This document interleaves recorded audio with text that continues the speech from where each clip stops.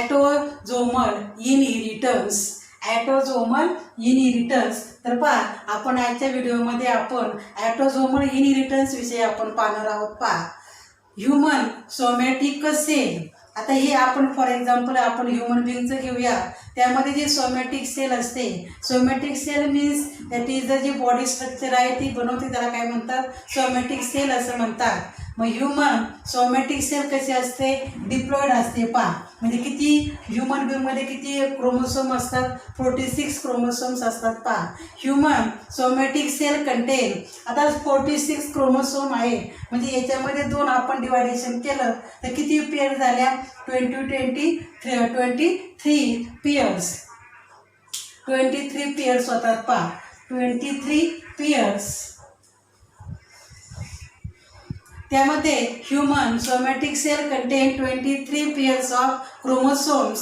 They can be divided functionally as autosomes and sex chromosome. आता हे जे 23 pairs असतात, या 23 पेअर्सचं परत त्यांनी काय केलं आहे, डिवायडेशन केलेलं आहे. पहा, त्याच्या फंक्शनच्या बेसवरती, त्याचे फंक्शन कोणकोणते आहे त्याच्या बेसवरती त्याचं डिवायडेशन केलं आहे. 23 पेअर्सचं डिवायडेशन केलं आहे.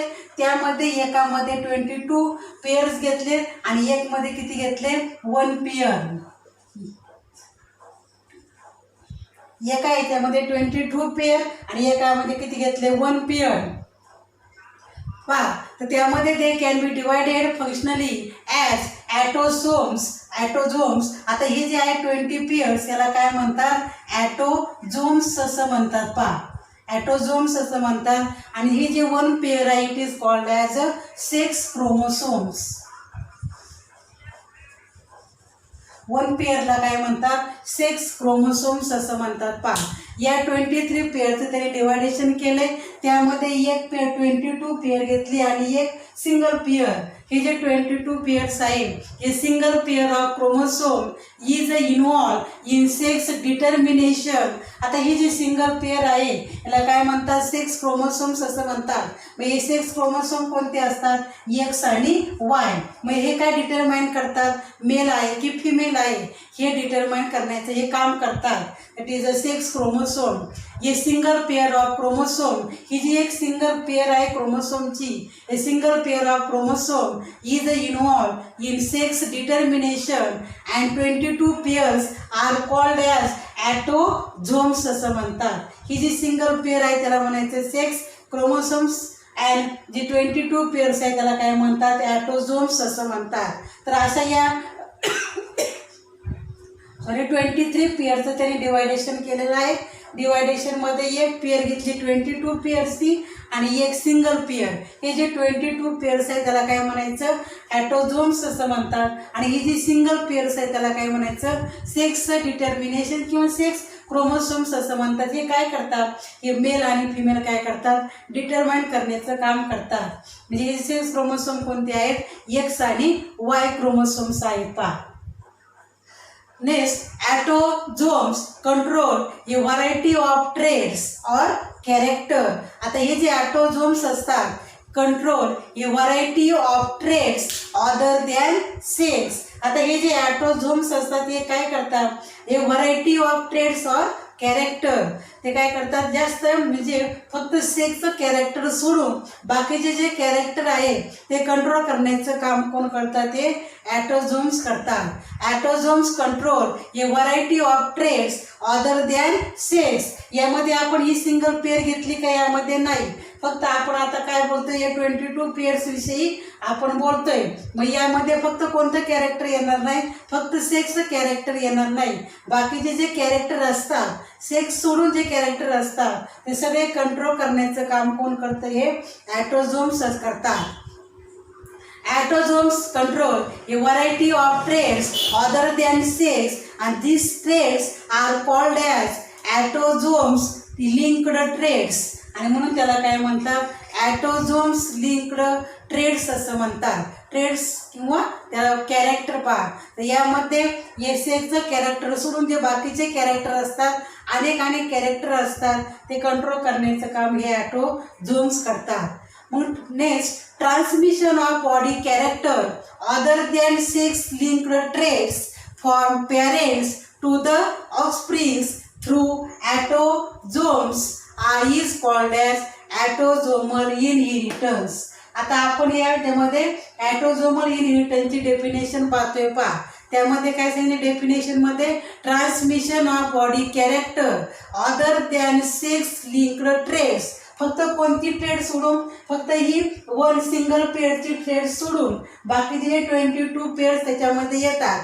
Transmission of body character other than sex linked traits from parents to the offsprings through autosomes is called as autosomal inheritance.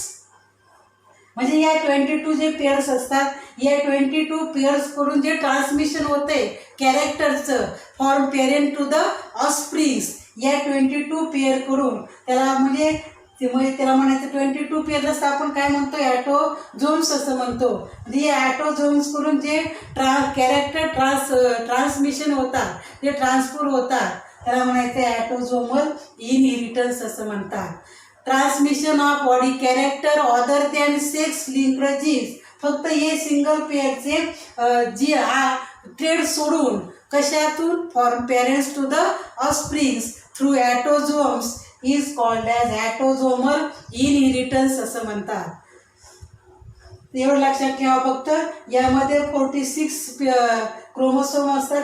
46 म्हणजे कशामध्ये आहे, आपण याला म्हणतो डिप्लॉइड. आणि हॅप्लॉइड म्हटलं किती झाले, 23 पेअर झाले. या 23 पेअरचं त्याने डिवायडेशन केलं त्याच्या फंक्शनच्या बेसवरती. मग त्यामध्ये एक पेअर घेतली 22 पेअरची आणि सिंगल टाईप घेतलं, ज्यामध्ये फक्त सिंगल पेअर राहते. आणि हे जे 22 पेअर्स असतात त्याला काय म्हणतात, ऑटोझोम्स असं म्हणतात. आणि ही जी सिंगल पेअर आहे त्याला काय म्हणतात, सेक्स क्रोमोसोम्स असं म्हणतात. म्हणजे हे सेक्स कॅरेक्टर काय केलं जातं, हे डिफाईन करतात ही सिंगल पेअर. आणि मग सेक्स कॅरेक्टर सोडून बाकीचे जे कॅरेक्टर असतात, ते अनेक कॅरेक्टर असतात, ते कंट्रोल करण्याचं काम कोण करतंय, ऑटोझोम्स कसं करतात. तर ही परत सांगते, transmission of body character other than sex linked traits from parents to the offsprings through autosomes is called as autosomal inheritance. तर पहा, यामध्ये some character are influenced by dominant gene and other are by recessive genes. त्यामध्ये काही dominant असतात, काही कसे असतात, recessive असतात. जे एक्सप्रेस होतात, जे आपल्याला दिसून येतात, त्यांना काय म्हणायचं, डॉमिनंट म्हणतात. आणि जे आपल्याला दिसत नाही, जे सप्रेस होतात, त्यांना काय म्हणतात, रिसेसिव्ह असं म्हणतात. मग some characters are influenced by dominant gene and some other by recessive genes present on autosomes. मग त्यामध्ये या ऑटोझोम्समध्ये काही जीन्स कसे असतात, डॉमिनंट असतात, काही कसे असतात, रेसेसिव्ह असतात.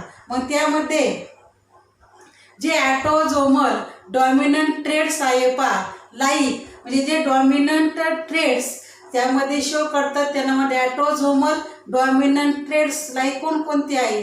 त्यामध्ये फर्स्ट आहे आपण विंडोज पीक आहे पहा, आणि सेकंड आहे हंटिंग्टन डिसीज. हे दोन डिसीज या डॉमिनंट ट्रेड्स किंवा या डॉमिनंट जीन्समुळे हे डिसीज काय होतात, निर्माण होतात.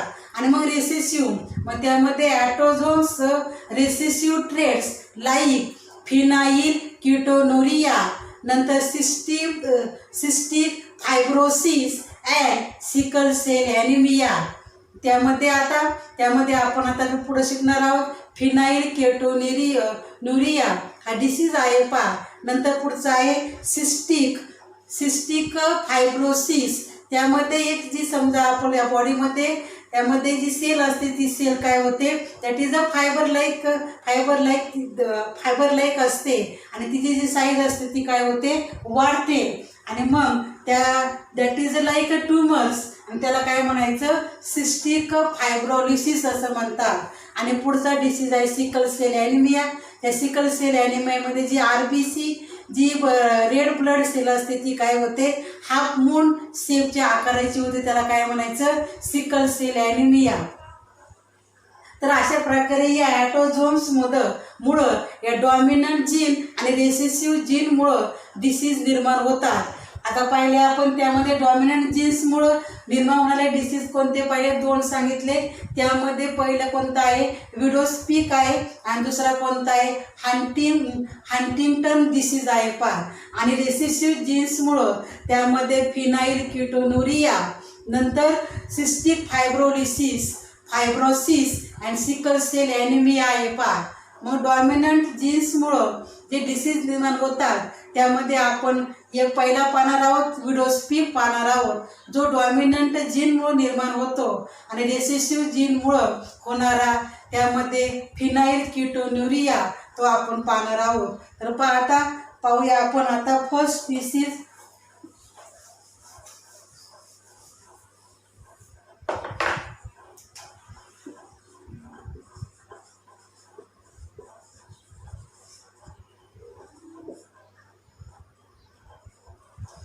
फर्स्ट आहे विडोस्पीक आहे पहा.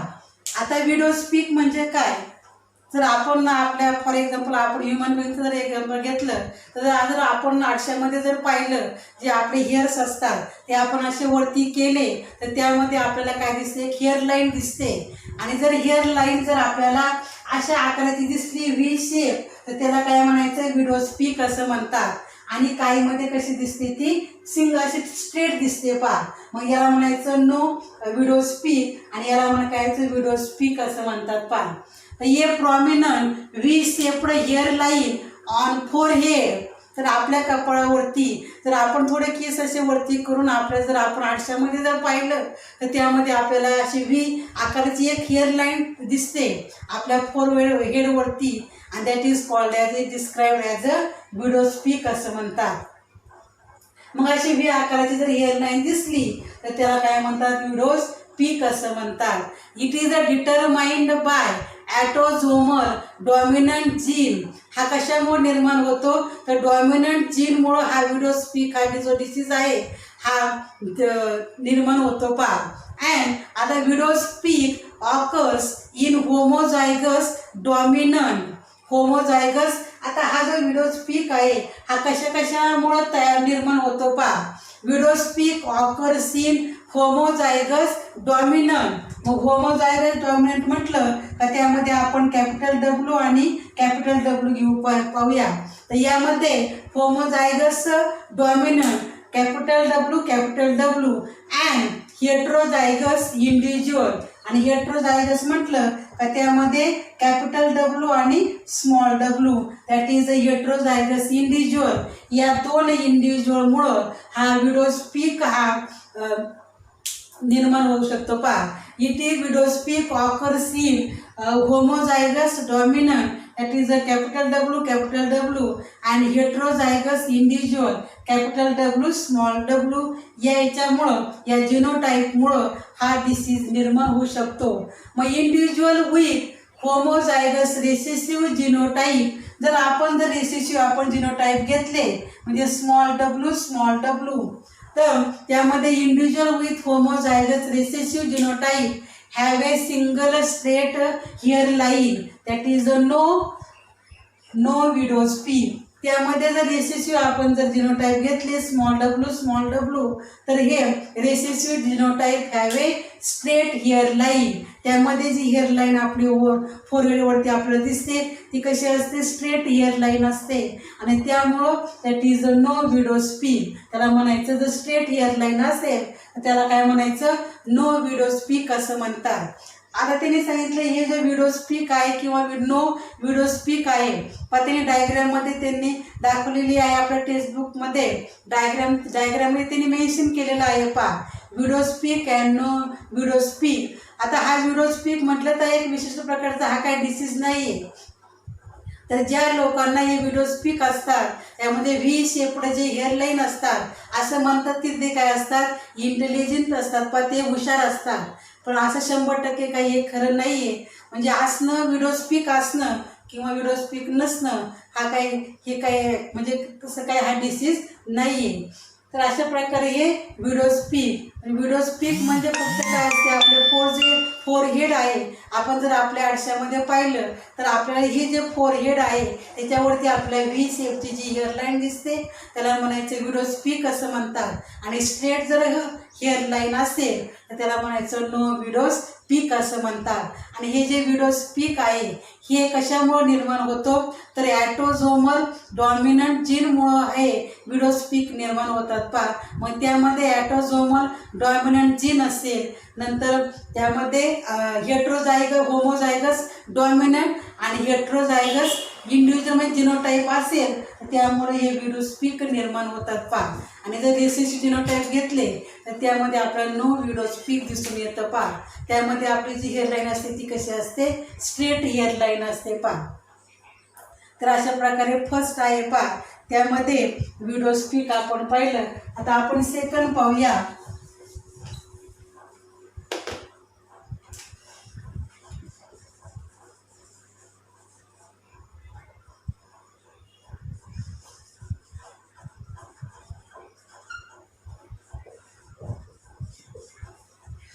सेकंड आहे phenylketonuria. Phenylketonuria that is a PKU. Phenylketonuria म्हणजे काय, PKU. It is an unborn metabolic disorder caused due to the recessive autosomal genes. हा जो डिसीज आहे फिनाइल कीटोनुरिया, हा जो डिसीज आहे कशामुळं निर्माण होतो तर हा ॲटोझोमल रिसेसिव्ह जीनमुळं निर्माण होणारा हा डिसीज आहे. लक्षात ठेवा, हा एक प्रकारचं काय आहे, it is an inborn metabolic disorder caused due to recessive autosomal recessive जीन्समुळं हा डिसीज निर्माण होतो पहा. When recessive genes are present in homozygous